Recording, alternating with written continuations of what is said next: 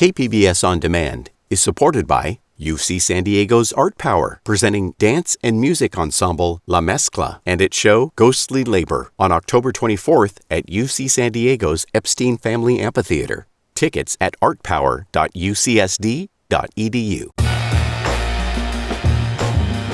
It's time for KPBS Midday Edition. On today's show, all the arts and culture shaping San Diego this week. I'm Jade Hindman with conversations that keep you informed, inspired, and make you think.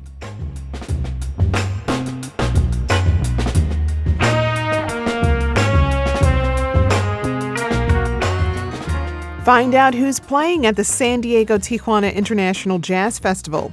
Then hear about one of the latest productions at the Jolla Playhouse. Plus, bassoonist Guidry talks about what inspires her music in your weekend preview. That's ahead on Midday Edition.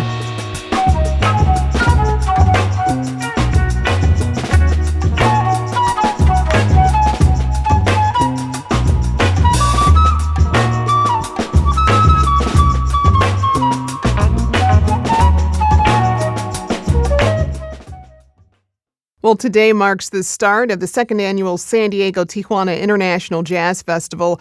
And this festival is once again bringing jazz luminaries to the shores of our border region to celebrate both San Diego's and Tijuana's rich jazz history. It runs through the weekend with concerts happening on both sides of the border. And joining me today are two local jazz figures behind the festival, Dan Atkinson and Julia Placencia. Welcome to Midday Edition, you all. Thank you. Thank you. It's a pleasure to be here. Hey, glad to have you both here. So you each have had a long connection to the local jazz and music scenes here in our region. What was the inspiration behind creating a jazz festival for San Diego and Tijuana? Dan, I'll start with you on that one. Well, this is a long story because when I began my career in jazz back in the 80s, that was the last time there was a really international level jazz festival here in San Diego. It was back in 1984, and it was called San Diego Jazz Festival. And I started my series in La Jolla at the Athenaeum in 1989. So it's been a long wait. And, there have been a lot of ideas over the years, but last year we had a catalyst, which was the World Design Capital San Diego Tijuana initiative. And I thought, let's go for it, and let's do this as a binational initiative within the context of that event and within the context in which we live here. So that was really how it came about. Well, Julia and I imagine putting on a festival simultaneously in two different countries with one very present border brings with it some unique challenges, no? It has a lot of challenges, but also a lot of rewards because it's really important for us to open like new spaces for local musicians. And it's just a pleasure to have international musicians coming to Tijuana and also local musicians that have the opportunity to play in San Diego. It's just great. Well, for this year's festival, you are honoring longtime San Diegan and jazz legend James Moody. So tell us more about him and what you got planned. Well, I had the opportunity to work with Moody, some years ago now and got to know him a bit. And I really think, honestly, he's probably the most eminent jazz musician who's ever called San Diego his home. He lived here for 20 years. And we got the opportunity through his widow, Linda, who called me up and said, I'm making a big event in New York City to celebrate Moody's 100th anniversary of his birth. And how about San Diego? Is San Diego going to do something? And I said, yes, we are. So we have a really special program planned to honor his legacy at our Escondido event on Saturday with some really magnificent musicians. It's, if I do say so, sort of a must-see. Well, here's a little of James Moody's music. This piece, Moody's Mood for Love. There I go. Pretty baby, you are the soul. It snaps my control. Such a funny thing, but every time you're near me. Wow. I mean, you just got to love it when you hear it. Julian, what does James Moody mean to San Diego's jazz history? Well, it's certainly somebody very well known and very important to the jazz scene, and also related to San Diego. And consequentially, of course, because this is a binational region, also in Tijuana, not as popular maybe with the general population, but certainly with the jazz musicians and promoters. Um, it is also important, an important event. Well, let's dive into more of our local jazz history, Julian, because Jelly Roll Sure. Morton was one of its originators and lived and worked in Tijuana. So, can you Yes. tell us more about his work in our region? Sure. It's when Prohibition started in Tijuana. Tijuana was a very, very small town. It was only about 1,000 population.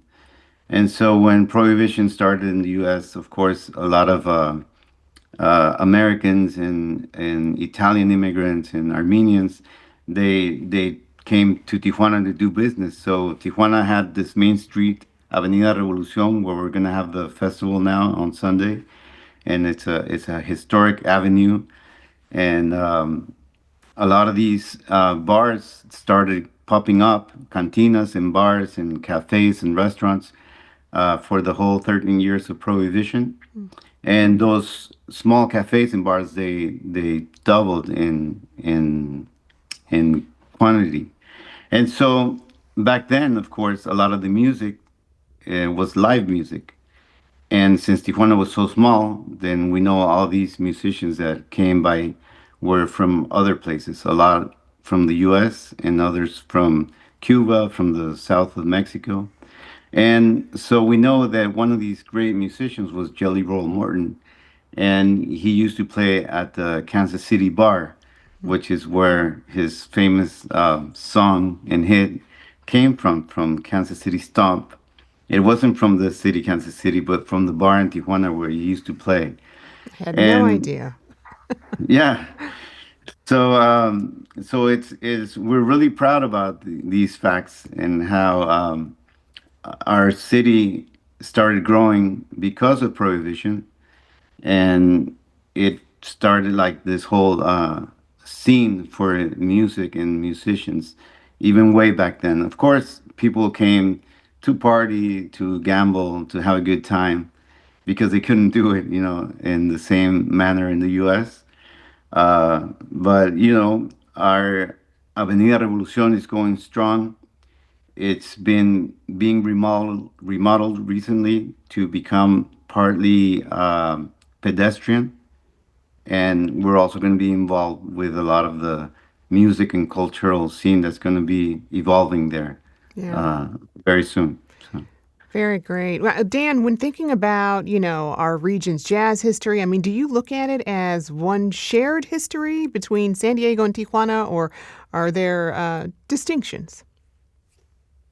I like to think of it as shared, and I think Jelly Roll is a great example. I mean, here is the first composer of jazz, a truly historic figure in this music. And he spent time in San Diego as well as Tijuana back in the 20s. And there are stories about the gigs that happened in this town as well as in Tijuana. So I feel like we're really linked in a very, very serious way. Another example, which I hope we'll be able to do in a future edition of the festival, is a piece by a great saxophonist named Arthur Blythe, who grew up here in San Diego in the 60s, I believe, primarily. And he was one of the top saxophonists in jazz for a period of time. He wrote a piece called Down San Diego Way, which is on his most important album.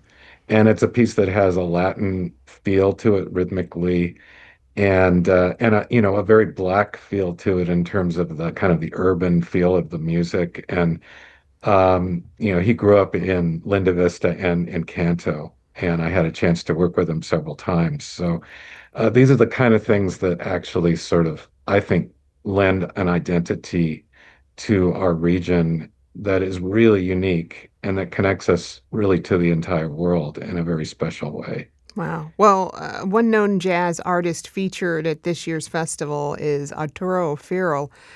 Tell us about him and what he'll be bringing to the festivities this weekend. Hmm.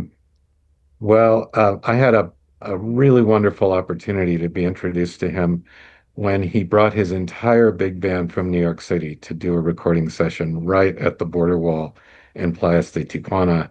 That was 5 years ago. Oh, no, I'm sorry, 7 years ago. And he was there as the guest of a festival, Fandango Fronterizo, which is a son jarocho festival of folkloric Mexican music. And they did a recording, and the recording won the Grammy Award for that year as the best Latin jazz recording. So we're bringing these two people back together, Arturo with his eight-piece band, and Jorge Castillo, who is the Tijuana-based founder and director of Fandango Fronterizo. And this music, this combination of jazz and son jarocho is something really magical. So we're very excited about that piece of the program, which will take place both in Escondido and in Tijuana. Well, here is Arturo O'Farrill from his 2018 album Fandango at the Wall, recorded here along the San Diego-Tijuana border. This is El Maquetch.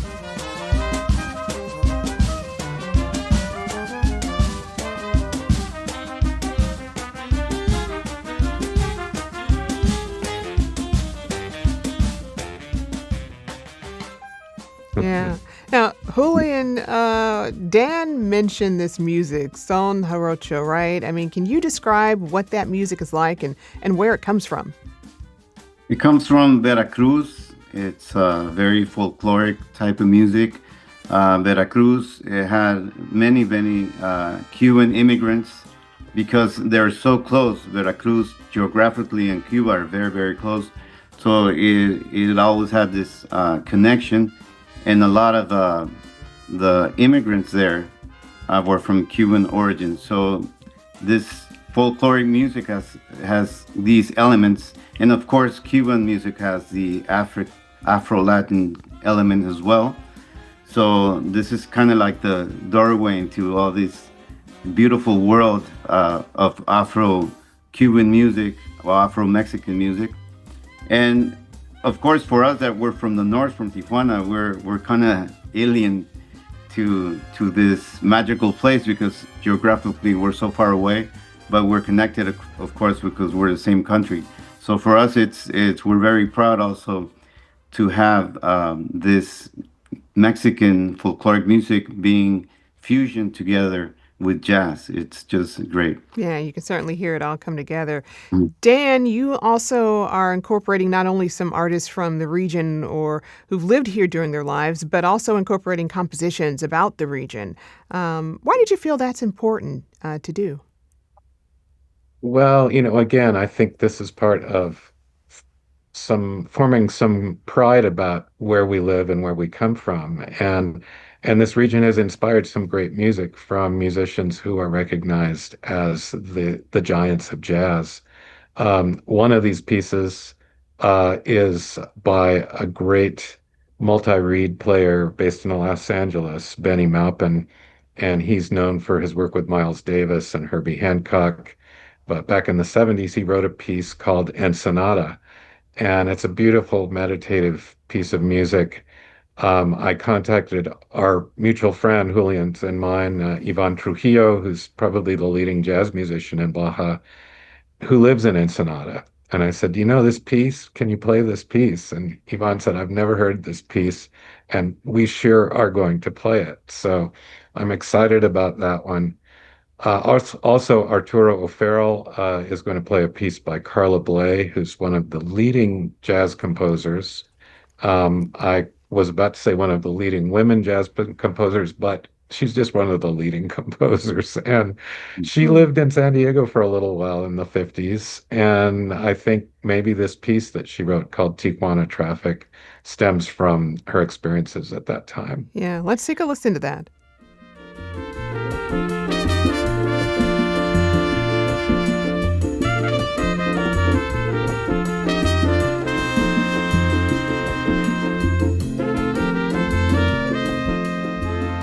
Very nice. It's just, Hmm. it's lively, it's upbeat, it's happy, it's smooth, all of that at the same time. Yeah. You've put on, or really put an emphasis on making much of the concerts free. And I'd love to hear you talk just briefly a little bit about that and break down which events are free to the public and which are ticketed. Okay. Um, well, I'll just speak to this side, and Julian can speak about Tijuana. But tonight we're starting out at Courtyard in the East Village with three bands. That program is 100% free to the public. I should say for the listeners, it is looking like it's going to be packed. So we hope we can get everyone in, but that's to be determined. Mm-hmm. Um, and then this year we also added an outdoor stage in Escondido, so that we have two of the five bands that will be open and free to the public at no admission charge. And I really took inspiration for this on this side from festivals in Atlanta and Chicago and Detroit that have been going a long, long time. Wonderful jazz festivals, and they're mostly free to the public. So that's a really central part of our mission. All right, Julian. Yeah, we started our festival in 2011, and we do it through our nonprofit organization. And we're just committed to bring arts and culture, especially music, through to our community. So everything we do is nonprofit. We work with some government grants, and so we're just happy for this to be happening this year together with San Diego as well as it was last year. All right. Well, you know what? I've been speaking with Dan Atkinson and Julian Placencia from the San Diego Tijuana Jazz Festival, which is happening today through Sunday. As we head to break, let's take a little listen to Benny Maupin's Ensenada. You can find out more about the festival at sdtjjazz.org or at our website, kpbs.org. Dan, Julian, thanks so much for joining us. Thank you, Jade. Thank you.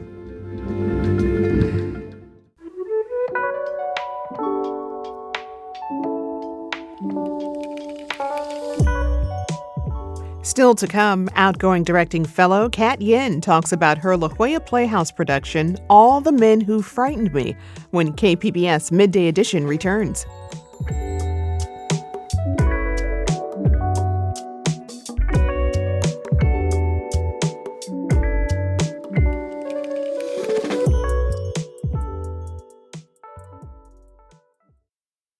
You're listening to KPBS Midday Edition. I'm Jade Hindman. As many parents know, the transition to parenthood can be scary. One of the La Jolla Playhouse's latest productions, All the Men Who Frightened Me, explores the fear and uncertainty that can come with becoming a parent, and the joy, too. Joining me to talk about the play is theater director Kat Yin. She was recently the inaugural directing fellow at the La Jolla Playhouse. Kat, welcome to Midday. Thank you so much for having me. So glad you're here. So the play follows a young couple, Ty and Nora, as they prepare to move into Ty's childhood home. I'm wondering if you can set the stage for us. Who are Nora and Ty, and what are some of the things they're really grappling with in this play? Sure. Um, well, we start to play with Nora and Ty, who are a couple who have been trying to have a child, and we meet them right after a doctor's appointment in which it's confirmed that Nora is infertile. So we start off the play with a couple that is grappling with that. And quickly into the play, Ty, who is the husband and also a trans-masc individual, decides to get off testosterone, and carry the child himself. While they are on this pregnancy baby journey, Ty then has to confront his fear of being a, quote from the play, father, because his own father left him when he was young, and his grandfather left his father when his father was young. So there's sort of a generational cycle of fathers leaving. And as Ty is pregnant and growing this baby and becoming very aware of the reality that he's going to be a father like any day now, he struggles to deal with that generational trauma. And then I don't want to give too much away, but men sort of appear in the house and end up helping him figure out his path through the trauma and into parenthood. Wow. Well, you're on the precipice of parenthood yourself. How did you fold some of those feelings and experiences into the play? Oh, sure. I mean, I'll say that my husband and I are also dealing with infertility. So the way that I really relate to Ty and Nora's journey is the fear of parenthood. Having had a lot of family and friends who had kids in all sorts of different ways, I'll just say that it does feel very different when parenthood looks like doing a lot of forms, a lot of doctor's appointments, like all the methodical organization that has to happen when you're dealing with infertility. And all of that just means there's more time and room to think and be afraid of what is to come. So I just think that's something I really share with both Ty and Nora, just this kind of like very scary but exciting but scary journey into parenthood. Oh, I'll bet. Well, the play also deals with ideas of belonging and feeling at home. How did that resonate with you personally? I feel like you need a home or to feel a sense of belonging before you can more easily build your future. And I guess I'm saying that as someone who has been on the road for a really long time. It's been like almost a decade of me not having a home because I was in grad school. And then when you're a theater director, you travel to where the gig is. So I'm moving every few months. But in this play, something that Nora, the wife, does as she's getting ready for the baby, and because she's not the one who is growing the baby, she decides to be kind of useful in this other way and does a huge restoration of Ty's childhood home to get it ready for the baby. And I guess on my end, only recently post this fellowship, do I now have like a home that I think I will actually be in for more than a year. And I shared the story earlier about how I literally put up a painting and almost cried because it was the first time in like almost a decade that I can make a place my home. And since then, I've been able to just think so much more about my future. And again, I think that's the same place Nora and Ty are. They need to create a home first so that they can build their future on top of it. Wow. So Noah Diaz is the playwright behind All the Men Who Frightened Me. Can you talk about what it was like to work with Noah? I understand you knew each other from Yale, actually. Oh yeah, Noah and I have been good friends and collaborators for several years, since going to grad school together. I mean, he's literally one of my closest friends and favorite collaborators. So, this fellowship concludes in me picking a play of my choice to go into full production. And there's a reason that I picked this play, not just because the topics are so close to me, but because I really respect and want to continue to invest in this playwright, Noah Diaz, and his work. I just think he has such a unique voice. And also, I don't know. He has this like really amazing sense of both style and like a type of real human depth. And somehow being able to balance both of these in a way that I haven't quite seen before. What's the reception been like to the play so far?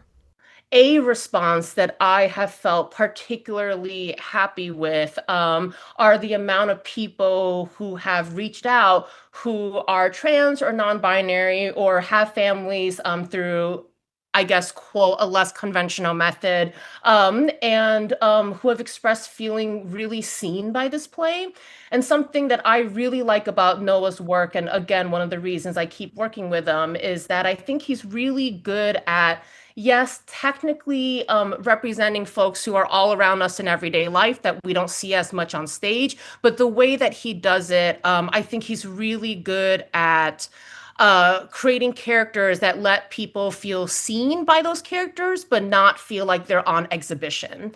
And a lot of the feedback that we've gotten has been pretty much exactly that.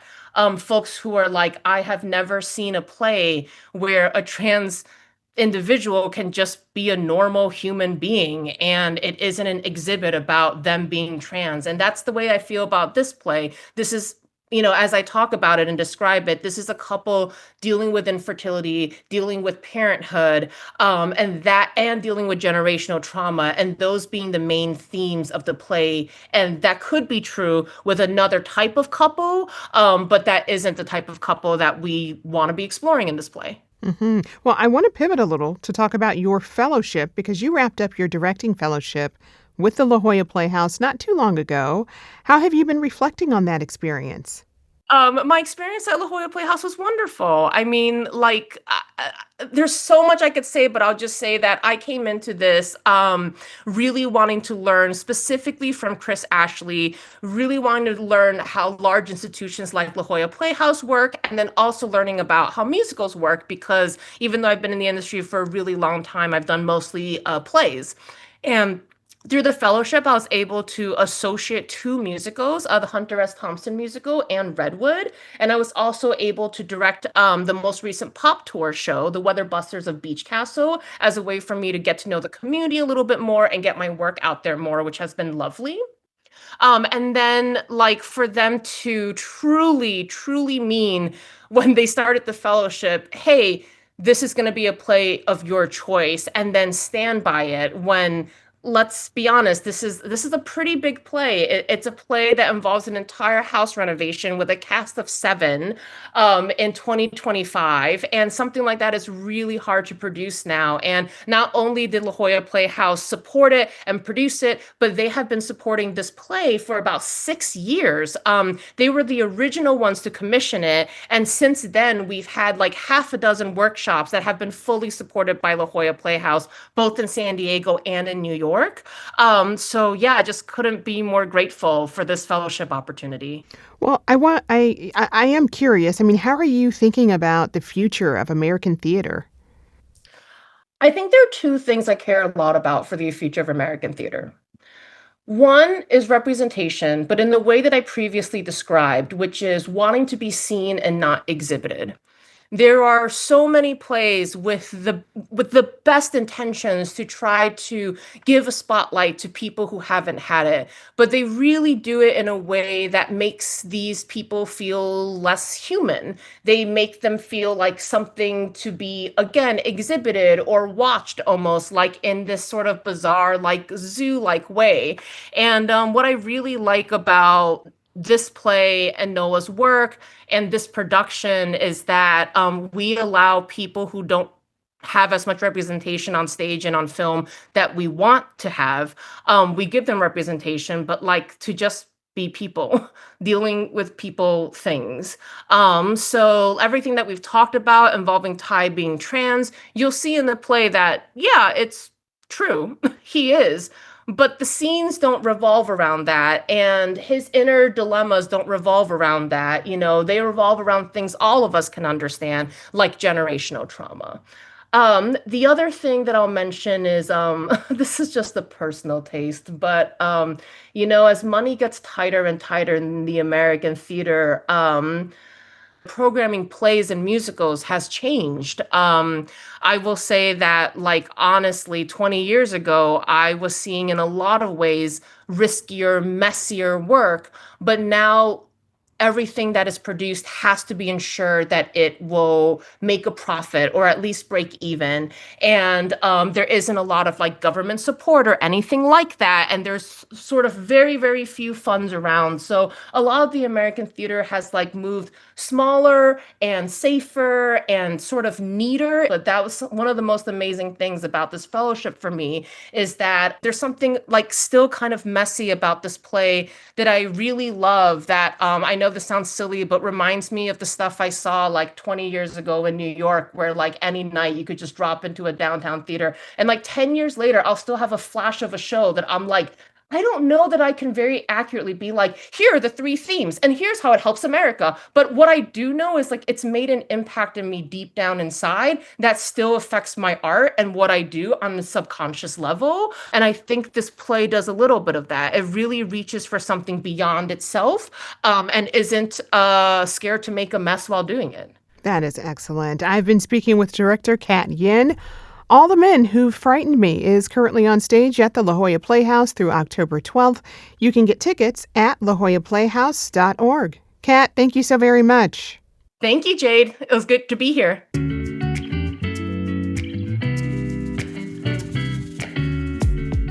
Up next, how bassoonist Joy Guidry looks at her ancestry and spirituality as inspiration for her music.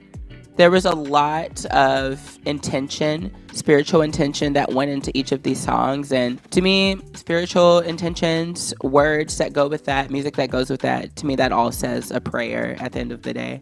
Hear about Joy's upcoming concert and more in your weekend arts preview when Midday Edition returns.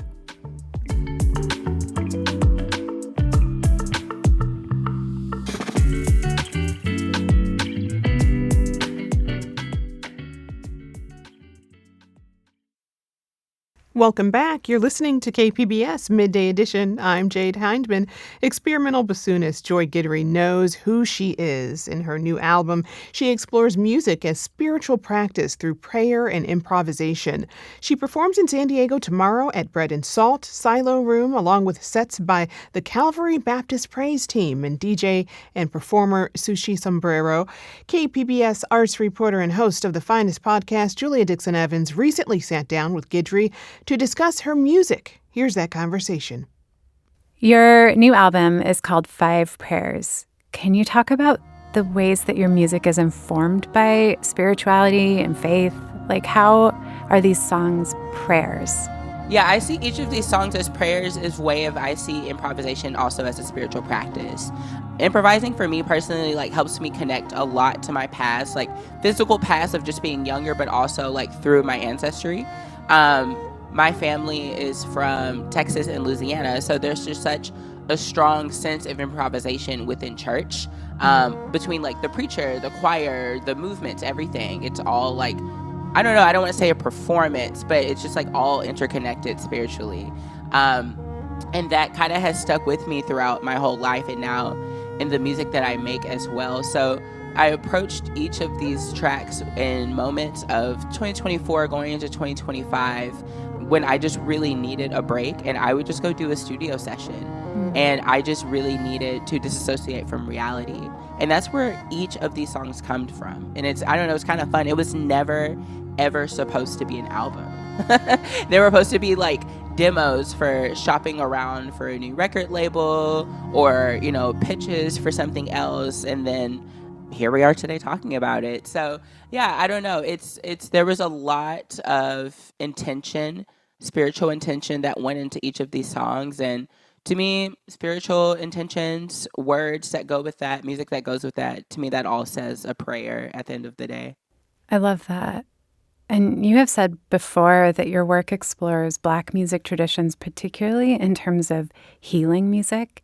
Can you talk about that and how that has shown up in your work in the past and still? Yeah, I would say just kind of from growing up in the South and going to a lot of different forms of Black church with kind of having different forms of Christianity in my family. I got to experience so many different types of gospel choirs or even different types of gospel music. And at the end of the day, it all really felt healing to me. So kind of with that, I bring that into my music today. And even when it's ambient music, or even if it's a little harsher and is really intense noise music, and I'm actually just screaming with a bunch of distortion and some heavy bass, it kind of still all feels like it's coming from the same place, because gospel music all has the same root. It feels like my music still is coming from me, so it all has the same root and kind of has that message of healing no matter how it's coming out. But I'd say in those spaces of my concerts of trying to provide this space that is very comfortable, very healing, sometimes it has gotten a little bit in a different direction where people will come up to me and tell me how the show has healed them. And sometimes what they can say is very, very heavy for me to hear. And as an artist, I think it is really important that we also have boundaries as well. Like, we're not here as like servants, you know? We are here to like share a gift. And I can't share that gift if I don't feel comfortable. So I've started to feel more empowered, like through my friends, to say things in shows of like, hey, like, I always appreciate the things y'all share with me, but like, please be a little more mindful of like the nature of what you're sharing, because it can be really heavy and I'm not a therapist. And that also, you know, plays into a lot of different dynamics of like American Black history with Black women all throughout. I mean, from enslavement to now kind of being seen as everyone's mom. Everyone finds comfort in a fat Black woman and things of that, and things of that sense and stuff. And it's kind of like, I feel like if I don't say like, hey, please, like, kind of put my foot down and say like, stop doing that. Like, I'm not your mom. It's just going to keep happening. And it's kind of like this other form, I don't know, you could say race education in America, but through ambient music. But it has really started to feel healing for me as well as it has been for my audience members. So that has been really, really nice. And like getting to incorporate so much of my history and ancestry in my music is always a healing experience. And always remembering like, this is the root of my music. My spirituality is the root of my music. And I have to nurture and honor that before I can go on any stage and play the synth, play Ableton, play bassoon, play anything. So do you approach like creating a piece as a way of like producing something, like whether it's something beautiful or something healing, or are you thinking more of like, I am studying, I am exploring, or I'm trying to like get to the bottom of something? I'd say it's definitely a mix. I would say with this specific tour with Five Prayers, it's definitely designing a show that is softer, like 99% of the time, and finding different ways to explore the possibilities of the bassoon and different ambient aspects, and some, you could even say like neoclassical and some jazz synths and things of that way. But yeah, when designing this, definitely took the softer approach for most of the time. So when it's me, it feels kind of like, I guess when I'm playing solo, it feels kind of like this journey of different stories of the poems I tell throughout the show of like self-love and knowing what I deserve, knowing what we all deserve in this world, and like how things like aren't supposed to be like this, you know, kind of like a softer, you could even say like a Bible study, you know. And when I have my trio, it's like a Southern revival. It's a whole different energy. Those shows are so like, I mean, it just gets pretty punk, and like I'll stand on a table and like mix heavy 4 on the floor 808s, you know, hard techno with gospel music samples, you know, and things like that. So it's kind of a completely different vibe depending on who I have with me. But yeah, so I kind of design each chunk of the tour a little differently, or will give myself like an option A or option B. Like, yeah, so I kind of approach it show by show. What has changed in you or in your music since Amen and Radical Acceptance, your earlier albums? This new album, particularly tracks like Miles, have this like the ambient and strong electronic element like you were talking about. Can you talk a little bit about that and how this new body of work marks like a little bit of an evolution? Yeah, for sure. So throughout the years since Radical Acceptance, I mean, the biggest thing that's changed is I've changed, you know, I've transitioned. And going through a gender transition is something that is just so incredibly difficult in so many ways I never would have imagined. And I've always loved myself, but I feel like before I transitioned, I was loving a version of myself that I was forced to love, because I didn't know if I would like ever have the strength or courage to physically make this transition. So a lot of my music was focused on processing that, focused on processing all of the emotional trauma I've gone through and constantly putting myself through. So that was always just very, very difficult. And my music had this much grungier take on things. And the free jazz I was doing, I would say, was way, way more radical than things I normally do now. And I love that era, you know, I miss it, honestly. But as I've gotten further along in my transition, and now like 3 years later, going through Amen, approaching it was completely different. I could tell a story of really like where I'm starting to be now on this journey of healing. Instead of kind of focusing on the past so much, I can kind of start to dream of the future. And that's why like a lot of the songs are so much softer, still have that like kind of honestly like a little bit of a sad quality to it. There's still like a strong message of perseverance and a strong message of still kind of like fighting for something, fighting for some kind of happiness, fighting for some self-preservation, fighting for self-liberation, all of these different themes that I believe come with gospel music. That's why the theme of Amen was really, it was a gospel. It's things I needed to hear as I'm still swimming through my gender exploration and all of the things like that. And now through 5 prayers, I feel like I've arrived. I feel so in my body in this really deep, guttural, beautiful way that like I wake up and I absolutely know who I am. There is no more question. It's no more question of like, wow, what would I look like if I did it? Or like, what would life be like if I could go in my closet and see the clothes that I've always wanted to wear, even when I was little? And like, what would it feel like when I look in the mirror and like I see the true version of my mom, and just get to live the life I've always wanted to, gender wise, which goes with everything else, in my life essentially. But yeah, so it's just been like such a beautiful journey of life, and this music that it just really speaks to it in a way of that like people should come with no expectations. I'm playing bassoon and synth. Like, what expectations can you come with for that, So, yeah, so I'm really excited, and I love San Diego so much. Well, that was musician Joy Guidry speaking with KPBS arts reporter and host of the finest podcast, Julia Dixon Evans, who joins me now. Julia, welcome. Hey, Jade. Thanks for having me. It's always a pleasure. So that concert is happening Friday night at Bread and Salt. What else is going on in arts and culture this weekend? Okay, let's start with visual art. There is a really interesting group show opening up at a gallery at Loose Studios. It's in La Jolla.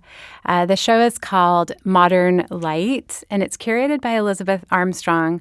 There's 3 artists, Los Angeles photographer Kelly Nipper, Palm Springs painter Kim Manfredi, and local Kari Fukuyama.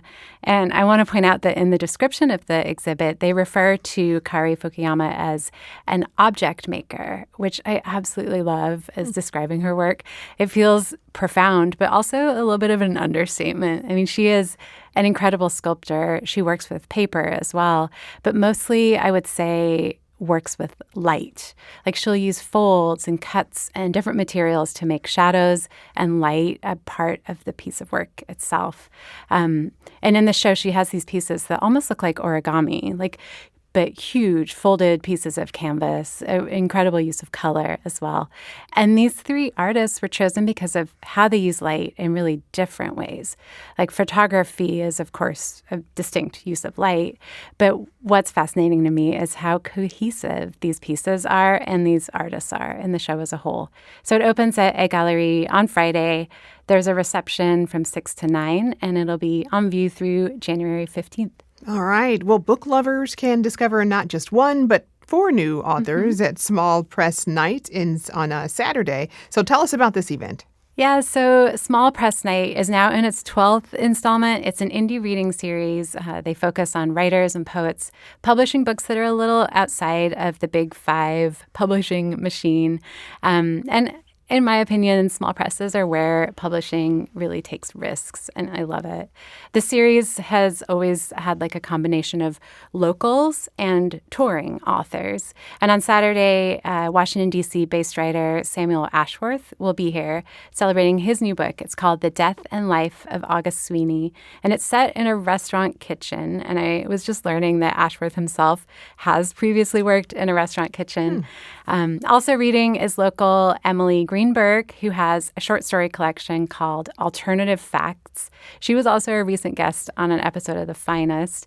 Her short stories are fascinating. They're kind of bonkers as well. She has one that is like one long run-on sentence inside of Kellyanne Conway's head.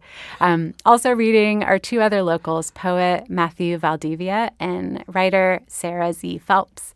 It's Saturday, 7 p.m. at the Book Catapult in South Park.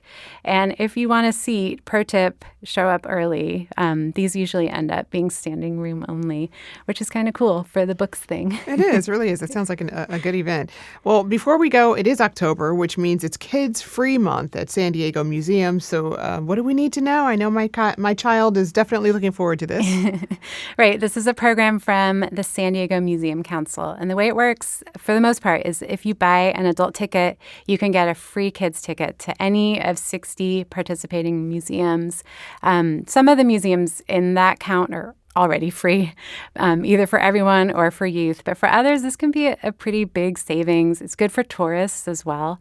So think about it as like a chance to check out the places where child ticket prices are relatively high. Legoland, Birch Aquarium, Fleet Science Center are all on the list. You go to the San Diego Museum Council website, enter your email address, and they'll send you a link to all the coupons or coupon codes. And it's pretty instant. I tried it and I got the email right away. Some places have stipulations, like you need an advanced reservation, but the deals all go through the end of the month, October 31st. Very nice. Well, you can find details on these and more arts events on our website at kpbs.org. I've been speaking with KPBS arts reporter and host of our arts and culture podcast, The Finest, Julia Dixon Evans. Julia, thank you so much. Thank you, Jade.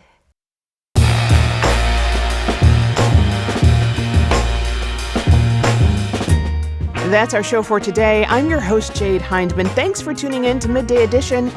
Be sure to have a great day on purpose, everyone.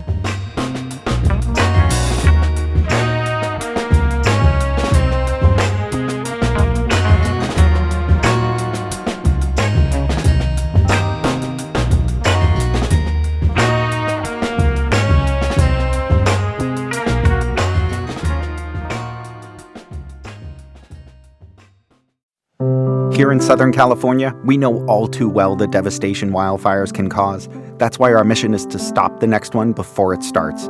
I'm Brian D'Agostino, leader of SDG&E's Wildfire and Climate Science team, and we've built one of the most advanced wildfire prevention programs in the country, with a team of world-class meteorologists using artificial intelligence and real-time weather data, all to help keep our communities safe. We're also building a stronger grid and using public safety power shutoff when necessary because, believe me, I've seen firsthand how unpredictable wildfires can be.